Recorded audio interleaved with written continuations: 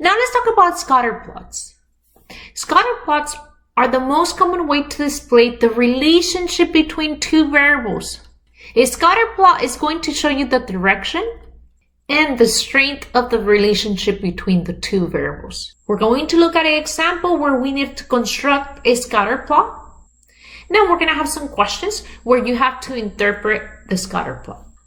Let's go ahead and consider exercise 2.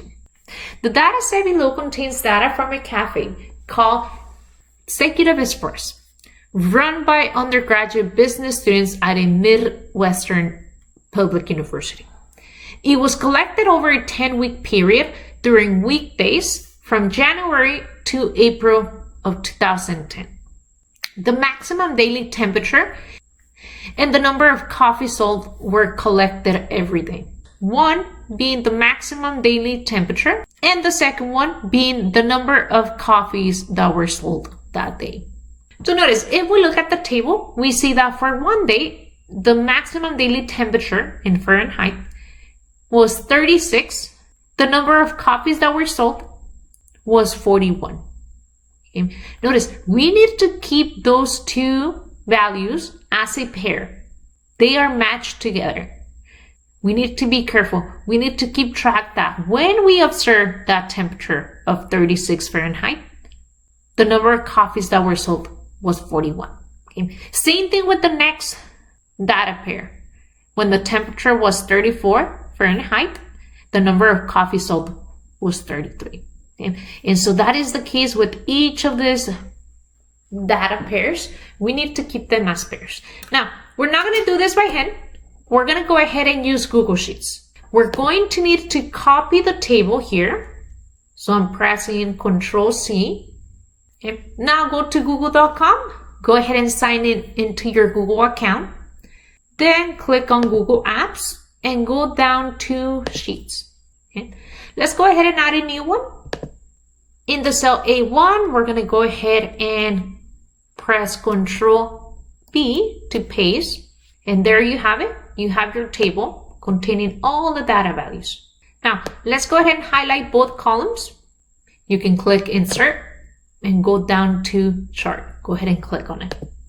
Now, Google Sheets recognize that we have two quantitative variables. It is giving us a scatter plot. If for some reason you're not getting a scatter plot, you can go ahead and edit the type of graph. Okay? I'm not going to edit here because we already have what we wanted. And notice, if you have titles for each of the columns, Google Sheets is going to use those to label the horizontal axis and the vertical axis.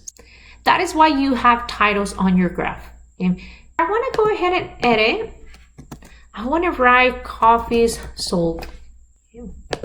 Same thing with the title here on top. Let's go ahead and write coffees sold versus maximum daily temperature.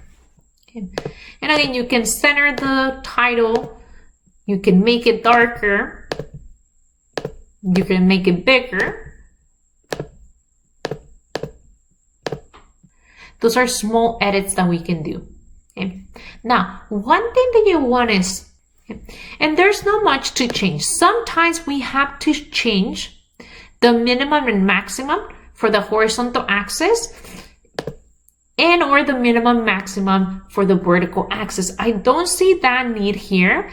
How do you know if we have to edit? Well, we need to look at our data set. Let's look for the smallest value for the maximum daily temperature. Is the smallest value 20? Yeah. Yes, the smallest value for the maximum daily temperature is 20. Is the biggest value for the maximum daily temperature 80? You should be able to see that, yes. Okay, look at the table, look at the column for the maximum daily temperature. The biggest value that we see is, for the vertical axis, we need to go from 20 all the way to 80. Okay. If you only go from, let's say, 20 to 70, you're going to be missing some of the data values on the scatter plot. Okay. Same thing with the number of coffees sold.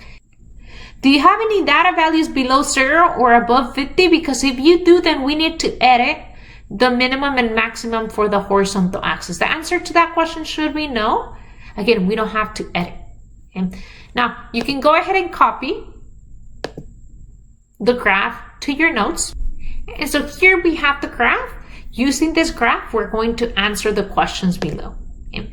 So what is the direction of the relationship between the maximum daily temperature and the number of coffees sold? So how would we explain the direction and relationship between these two variables? Well, let's look at the graph. Notice, we see that as the maximum daily temperature increases, we see that the number of coffees sold decreases. We're also seeing a linear relationship. Notice, we can see a linear pattern. And once I draw this line, again, you can see as the maximum daily temperature increases, the number of coffees that are sold decreases. Okay. So how would we explain the direction and this relationship? We describe this as a negative linear relationship. And let's write a note to ourselves. How do we know that it's a negative linear relationship? We see that as the maximum daily temperature increases, the number of coffees sold decreases. Let's also comment how the points on the scatter plot resemble a line. Okay. I encourage you to make any additional notes that are going to help you later on. When you're studying for exams, my first recommendation is going to be for you to come back to your notes. Make sure that you are taking notes. You don't want to come back and watch all the videos for the lessons that we cover for each exam. Okay? So again, make sure you're writing notes. Make sure that you're writing additional notes that are going to help you understand the material when you're reviewing for exams.